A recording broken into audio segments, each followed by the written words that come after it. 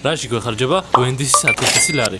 პირველ რიგში შეგახსენებთ, რომ არ გვყავს სპონსორი და ყველაფერს ვაკეთებთ ჩვენი ხარჯით. მარტივად და კონკრეტულად რო ვთქვათ.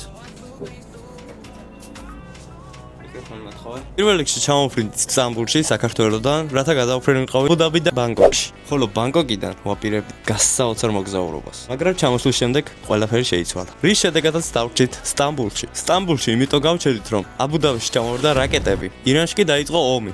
რის შედეგადაც ვერ გადავფრინდით ბანგკოკში. რენები გადაიდო. სტამბულში ჩამოსვლაზე დაახლოებით $150 დაგვიხარდა. და როცა ვეღარ გავფრინდით, აქ ვიხარჯება უკვე დაახლოებით $50 დღეში. ცუდი ფაქტი ის არის, რომ შემდგომ დაჯავშული მქონდა სასტუმრო. და ჩავსულიყავით პირველში. ამიტომაც პირველში ვეღარ ჩავედით. რაც იმას ნიშნავს, რომ დღემდე კითხვის ნიშნის ქვეშ რჩება ის საკითხი, დაბრუნდება თუ არა ის $500, რომელიც სასტუმროში გვაქვს გადახდილი. და ისევ სპონსორი არ გვყავს. რა თქმა უნდა, ჩვენი ხარჯებით აქ იქნება რაღაც დანამატები. ვეცდებით, რომ იქ ველოსიპედები ვიყიდოთ. და შემდგომ წამოვიდეთ ბანგკოკიდან ველოსიპედებით. რომ სპონსორი გვყავდეს, ბევრად უკეთესი იქნებოდა ეს ყველაფერი. მოკლედ, დაგვითაგეთ კომპანიები, თქვენი იმედი გვაქვს.